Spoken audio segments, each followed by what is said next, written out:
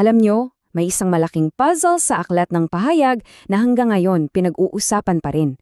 Ito ay tungkol sa 144,000 at sa 2 saksi. Magkaiba ba sila o iisang grupo lang pala? Sa pag-aaral na to, susundan natin ang mga clues na parang mga detective para alamin ang sagot. So sino nga ba talaga itong mahiwagang 144,000? Para masagot yan, kailangan nating bumalik sa pinakasimula, doon mismo sa eksena kung saan sila unang ipinakilala. Okay, simulan na natin tong investigasyon natin. Ang unang ebidensya, ang pagpapakilala sa isang napakalaking grupo. 144,000. Grabe, no? Hindi yan estimate ha, hindi yang humigit kumulang. Yan yung eksaktong bilang na ibinigay sa aklat ng pahayag. At hindi lang sila basta numero. May isang napaka-special na tanda na inilagay sa bawat isa sa kanila. Ayan, so ayon mismo sa teksto, ang 144,000 na ito na galing sa mga lipi ng Israel ay tinatakan sa kanilang mga noo. Anong ibig sabihin niyan? Well, ito raw ay parang isang selyo ng pagmamay-ari at proteksyon mula sa Diyos bago pa man dumating yung mga matitinding pagsubok. At dito na mismo nagsisimula ang misteryo. Kasi pagkatapos nilang matatakan, bigla na lang silang nawala. Parang bulang naglaho sa kwento. Anong nangyari sa kanila? Saan sila napunta? Dito na ngayon papasok yung susunod nating clue.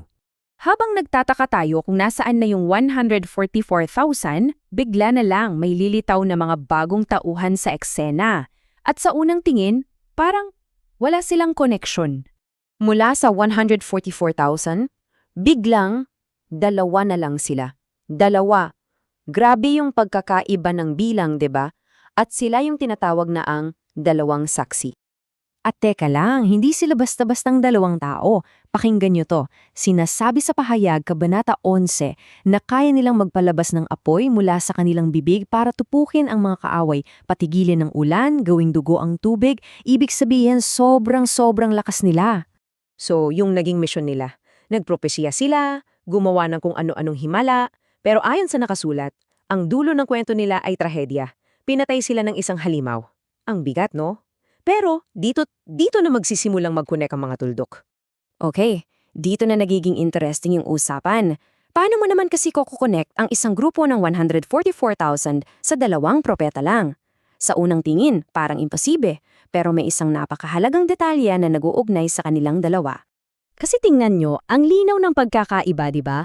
Isang malaking grupo laban sa 2 individual lang. Nasa magkaibang kabanata pa sila ng libro. So paanong nangyari na posibleng iisang grupo lang pala sila?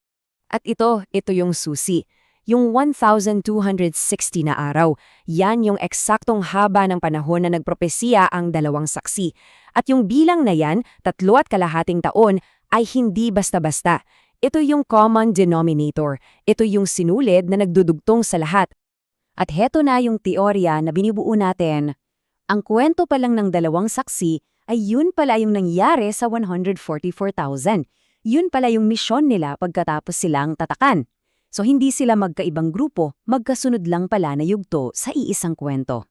Okay, so kung totoo nga yung teorya natin, kailangan natin ng matibay na ebidensya, di ba? Yung smoking gun, kumbaga. May isang huling eksena sa pahayag na sinasabi ng interpretasyong ito na siyang naglilinaw sa buong misteryo. Ito na yung kasukdulan ng investigasyon natin. Kung tama ang inahala natin, kung sila nga yung 2 saksi, dapat muli silang lilitaw sa eksena pagkatapos ng lahat ng pinagdaanan nila. Saan kaya? At boom! Heto na ang sagot. Sa Kabanata 14, bigla silang nagpakita ulit. Ang 144,000, kumpletong-kumpleto, walang bawas kahit isa. Nakatayo kasama ang kordero, si Jesus, doon sa bundok ng Zion. At yung tatak sa noo nila, nandun pa rin bilang patunay na sila ngayon. So yun na yung huling piraso ng puzzle.